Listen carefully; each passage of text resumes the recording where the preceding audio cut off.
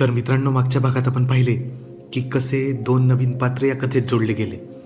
रजनी आणि माधुरी त्या दोन्ही मायलेकी दिव्याच्या शेतावर काम करायच्या. गावंढळ पण शरीराने कसलेल्या त्या दोघींकडे पाहून दिव्याच्या मनात लालसा निर्माण व्हायला लागली. तिला कळायला काहीच ठाव नव्हता की हे जे काही तिच्यासोबत होते ते का होत आहे. तर बघूया पुढे काय होते. पण त्याआधी आपल्या सर्वांना आग्रहांची विनंती. अतिशय मेहनतीने आम्ही तुमच्यासाठी नवनवीन आणि सुंदर कथा आणण्याचा प्रयत्न करतोय. आम्हाला तुमच्या सपोर्टची आणि मदतीची गरज आहे, ज्याने आम्ही लवकरात लवकर नवीन व्हिडिओ पोस्ट करू शकू. म्हणून व्हिडिओ खाली असलेले थँक्स बटन दाबून आम्हाला सहकार्य करा आणि आमच्या चॅनलला जास्तीत जास्त लाईक, शेअर आणि सबस्क्राईब करायला विसरू नका. दुसऱ्या दिवशी सकाळी माधुरी एकटीच वाड्यावर आली. तिला एकटेच पाहून दिव्या म्हणाली, काय ग, तू एकटी कशी आली आणि तुझी आई कुठे आहे? त्यावर ती म्हणाली, आईला काहीतरी काम आहे, ती नंतर येईल. चेहऱ्याने माधुरी जरी ठीकठाक असली तरी तिच्या शरीराचे आकार एखाद्या परिपूर्ण स्त्रीसारखे होते. तिच्या चोळीवर पडणारा तिच्या ऐवजांचा भार कोणाच्याही नजरेत भरेल असाच होता. जर चुकूनही दोरीला बांधलेला नाडा मागून सुटला तर मग पाहायची सोय नाही. मांड्यांपर्यंत घागरा चोरी घालणारी माधुरी तिच्या समोर अशी उभी होती. अशी चालीस? तुझ्या सामानाची पिशवी कुठे आहे? तुला इथेच राहायचे सांगितले होते ना? सामान नाही, जे होते ते मी घालूनच आली आहे. दिव्याला जे समजायचे ते समजले. तिने तिला आत बोलवले. एवढा मोठा वाडा पाहून तर तिचे डोळेच दिपून गेले. ती भांबवल्यासारखी इकडे तिकडे पाहू लागली. तिच्या तोंडून आपसुकच निघाले, इतके मोठे घर, खूप लोक राहत असतील ना इथे? तिच्या बोलण्यावर दिव्या हसत म्हणाली, नाही ग, आम्ही तिघेच आणि आमचे घरकाम करणारे सदू काका. ती आश्चर्याने म्हणाली, फक्त 4च? मी स्वप्नात सुद्धा असे घर पाहिले नाही. त्यावर दिव्या म्हणाली, आता रोज बघशील, इथेच राहायचंय ना तुला? दिव्याच्या रूमच्या बाजूला एक छोटीशी स्टोर रूम होती, ज्या रूमचा एक दरवाजा दिव्याच्या बेडरूममध्ये उघडत होता. ती रूम बनवण्याचे मुख्य कारण असे होते, दिव्याकडे असलेले एक्स्ट्रा सामान त्या रूममध्ये ठेवता यावे म्हणून. दिव्याने त्याच रूममध्ये तिला राहण्याची व्यवस्था केली. मी इथे राहणार आहे? ही माझी खोली आहे? दिव्या त्यावर बोलली, हो. तिने प्रश्नार्थक मुद्द्याने विचारले, मग माझी आई तर घरी एकटीच राहील. तू तुझ्या आईची चिंता करू नको, मी तिला सांगून देईन. तसे पण तुला इथे काम करण्याचे पैसे मिळणार आहे ना? त्यावरती काहीच बोलली नाही. फक्त हो मलकीनबाई, असेच ती बोलली. दिव्या पुढे बोलू लागली, बाजूच्या गेस्ट रूममध्ये एक बाथरूम आहे, तुला तेच बाथरूम वापरायचे आहे यापुढे. तिने परत डोके हलवले आणि हो म्हटलं. आणि जा पटकन आता आंघोळ करून फ्रेश हो. कशी दिसत आहेस तू? मी तुला दुसरे कपडे आणून देते. माधुरीने म्हटले, कपडे? माधुरी विचार करत होती, कपडे तर नाही. तर मग आपल्याला मालकीनबाई काय देणार आहेत? हो, कपडेच.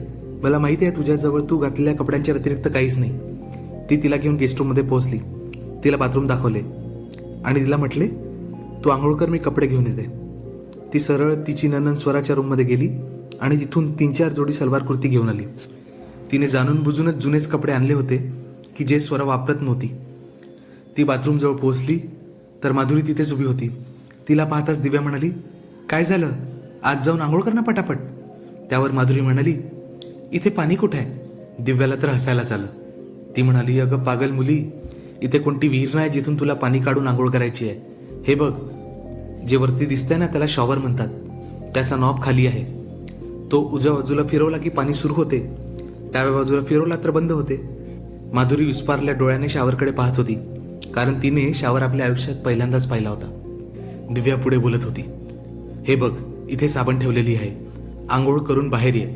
असे म्हणत दिव्या बाथरूमच्या बाहेर आली आणि खाली दिवाणखान्यात पोहोचली. भाऊसाहेब सकाळीच कुठेतरी निघून गेले होते. सदूकाका किचनमध्ये जेवणाची तयारी करत होते. तिच्याकडे पाहून तो हसला. दिव्या त्याला म्हणाली, काका, आजपासून ती मुलगी माधुरी इकडेच राहील आणि आपल्याला कामात मदत करेल. तिच्यासोबत तुम्ही पूर्ण वाड्याची साफसफाई करा आणि सोबत सोबत वाड्याच्या बगीच्यात जे सगळे झुडपं उगवली आहे ते साफ करून लॉन आणि गार्डन परत पहिलेसारखे तयार करा. त्यावर जशी तुमची इच्छा, एवढेच सदूकाका बोलला आणि म्हणाला, हा सगळा परिसर खूप मोठा आहे सुनबाई, मला आणखी काही माणसं गावातून बोलावे लागतील. त्यावर दिव्या त्याला म्हणाली, तुम्हाला जे वाटते ते करा, पण लवकर तयारीला लागा. असे म्हणत ती परत गेस्टरूमच्या बाथरूमजवळ पोहोचली. तिने माधुरीकडे पाहिले तर तिने आपले जुनेच कपडे घातले होते. कदाचित ती विसरली होती की दिव्या तिच्यासाठी नवीन कपडे आणायला गेली होती म्हणून. तिला तसे पाहताच दिव्या तिला म्हणाली, अगं, मी तुझ्यासाठी ते कपडे आणायला गेली होती, तू जुनेच कपडे परत घातले. तिच्या हातात सलवार कुर्ता देत ती म्हणाली, आजपासून हे कपडे घालायचे. माधुरी पूर्णपणे भिजली होती. आपले अंग न पुसताच तिने तिचे जुने कपडे घातल्यामुळे ते जवळजवळ तिच्या शरीराला चिपकून गेले होते.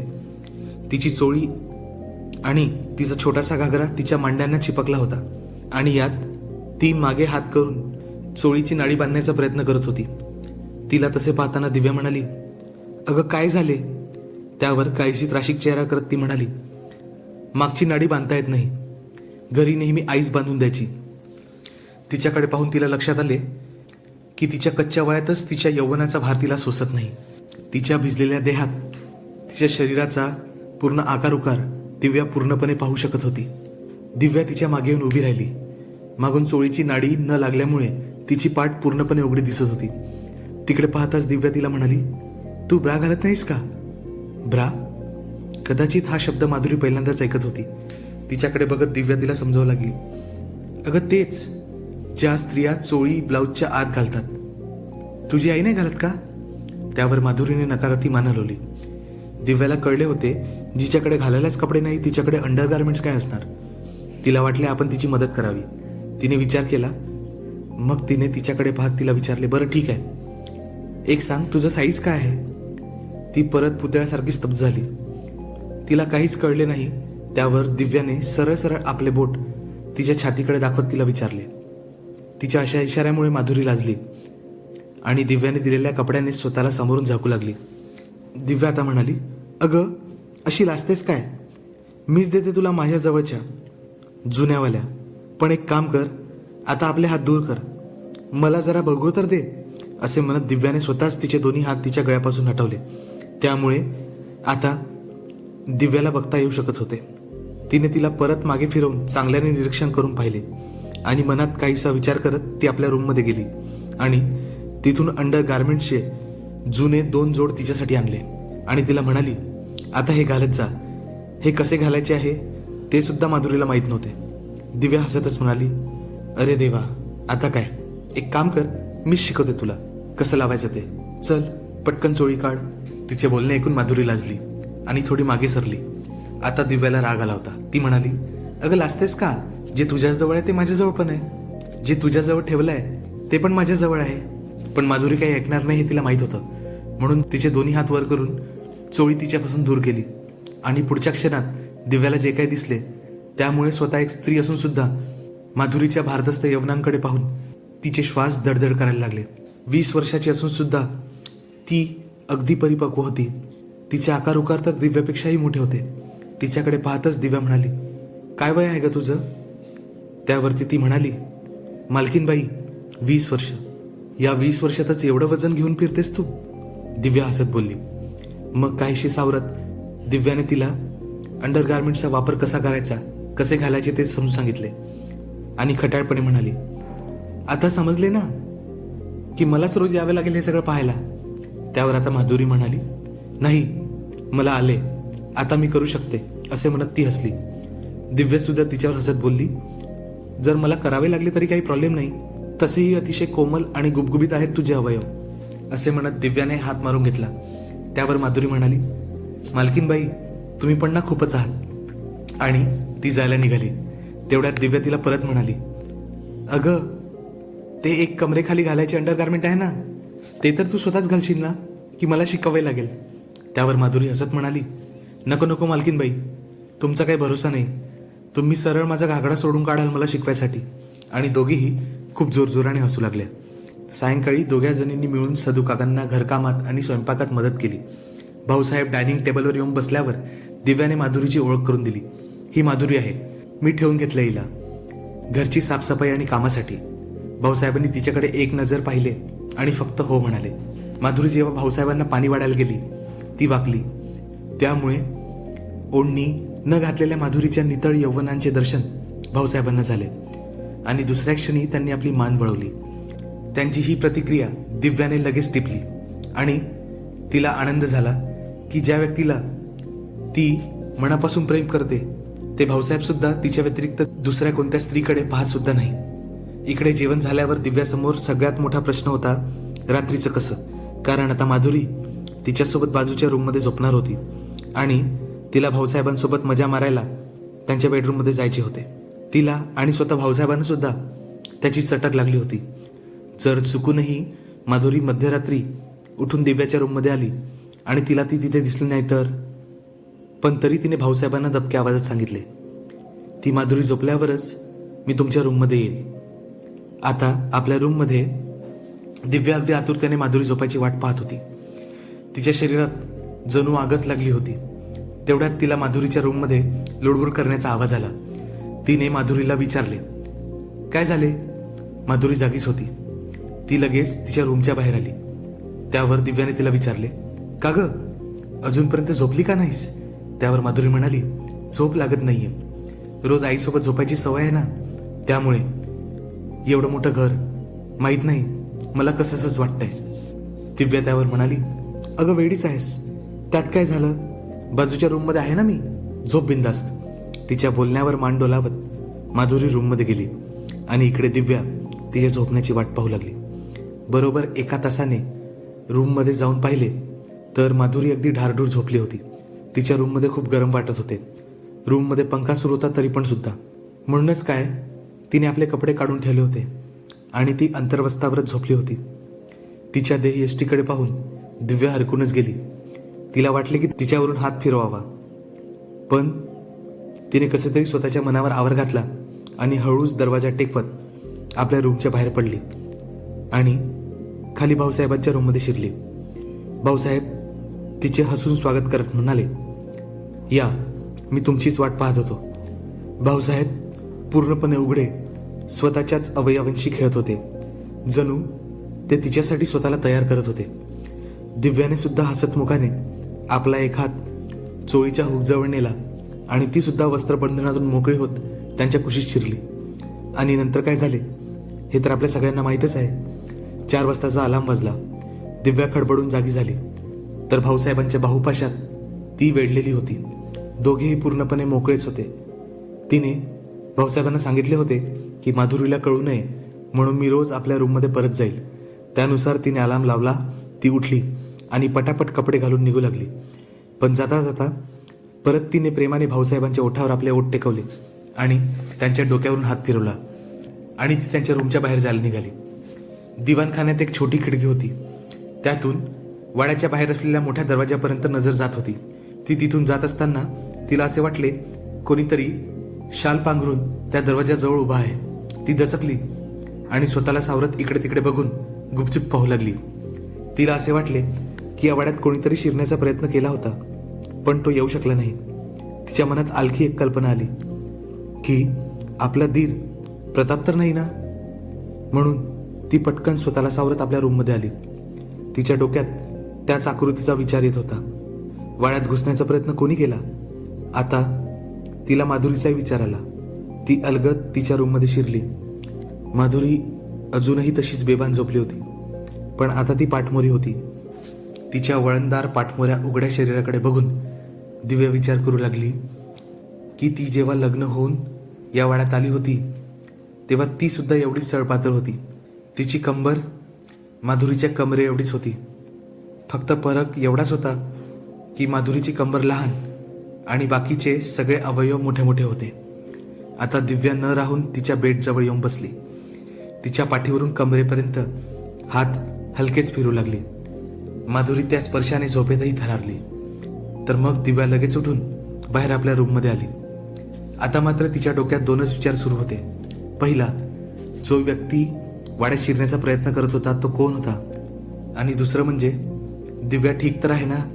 कारण पुरुष सोडा, आता स्त्रीच्या शरीराकडे बघून सुद्धा दिव्याच्या शरीरात घालमेल होते.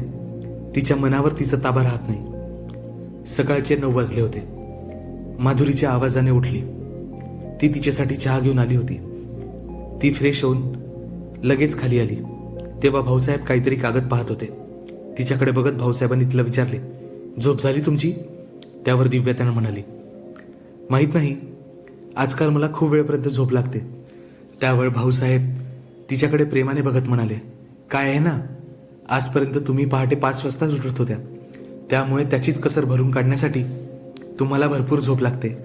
आणि शिवाय रात्री तुम्हाला भरपूर श्रम करावे लागते ना, काहीशे खट्याळपणे तिच्याकडे बघत ते म्हणाले. असे म्हणत त्यांनी काही पेपर्स तिच्यासमोर ठेवले. ते पेपर्स बघत दिव्या त्यांच्याकडे बघत म्हणाली, काय आहे हे? त्यावर ते म्हणाले, ही सगळी बँकेची स्टेटमेंट्स आहे. मी माहिती करत होतो की गेल्या 10 वर्षात आम्ही मुलगा आणि या वाड्याची इज्जत या व्यतिरिक्त आणखी काय काय गमावले आहे. त्यांचे बोलणे ऐकून दिव्या थोडी भावुक झाली आणि थोड्या वेळ वातावरणात अगदी शांतता होती. तेवढ्यात माधुरीच्या आवाजाने शांततेचा भंग झाला. ती दिव्याला येऊन म्हणाली की बाईसाहेब, आज काय करायचे आहे? दिव्याने तिला डोळ्यानेच किचनकडे जायचा इशारा करत तिला म्हटले की सांगते थोड्या वेळात.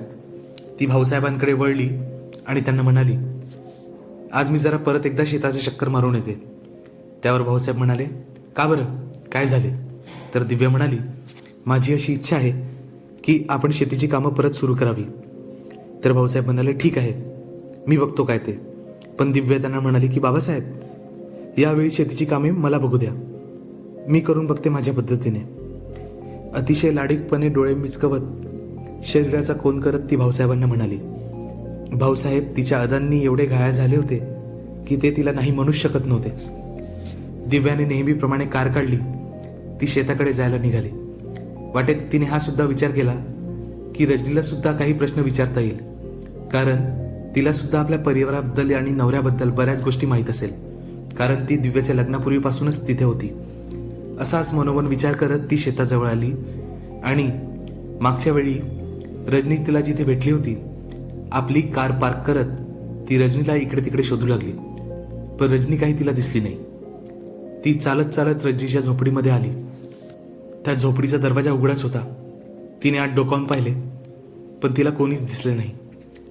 कदाचित ती काही काम करत असावी, हाच विचार करत ती झोपडीच्या मागच्या भागात आली आणि तिने जे काही दृश्य पाहिले ते दृश्य पाहून ती एकाच जागेवर स्तब्ध होऊन उभी राहिली आणि लगेच सावध होत झोपडीच्या आड दडून बसली आणि समोर काय होते ते बघू लागली. समोरच एक कडुलिंबाचे मोठे झाड होते. त्या लिंबाच्या झाडाखाली एक चादर टाकली होती. त्या चादरीवर 2 उघडे शरीर एकमेकांच्या प्रेमात आकंठ बुडाले होते. त्यापैकी कोणाचा चेहरा ती बघू शकत नव्हती. त्यातील स्त्री त्या पुरुषावर आरूढ होऊन बसली होती. दिव्याला फक्त त्या स्त्रीचे उसळणारे पाठमोरे शरीर दिसत होते. निरखून पाहिल्यावर असे दिसत होते पुरुषाचे शरीर त्या स्त्रीच्या शरीरापेक्षा लहान आहे, एखाद्या तरुण मुलासारखे. त्या दोघांच्या आकंठ प्रेमाने बुडालेल्या खेळाकडे पाहून दिव्यात सुद्धा सळसळ होऊ लागली. पण ते दोघे नेमके कोण आहे याची उत्कंठा तिच्या मनात होती. पण जर आपल्याकडून काही आवाज झाला तर ते दोघे सावध होतील, म्हणून ती शांतपणे दबकून बसली होती. असे भर दुपारी कोण बरे घुसू शकते याचाच विचार ती करत होती. दोघांनीही त्यांची पोझिशन बदलली आणि तसे करताच त्या स्त्रीचा चेहरा तिच्यासमोर मोकळा झाला. तिच्याकडे बघून तर दिव्या आश्चर्यचकित झाली, कारण ती दुसरी तिसरी कोणी नसून. तर मित्रांनो, तुमची सुद्धा एक्साइटमेंट वाढवूया आणि या कथेच्या पुढच्या भागाची वाट पाहूया. तुम्हाला जर आमच्या कथा आवडत असतील तर आमच्या कथांना लाईक, शेअर आणि सबस्क्राईब आठवणीने करा. तसेच आम्हाला सपोर्ट करण्यासाठी लवकरच भेटू नवीन भागासोबत. तर मग धन्यवाद.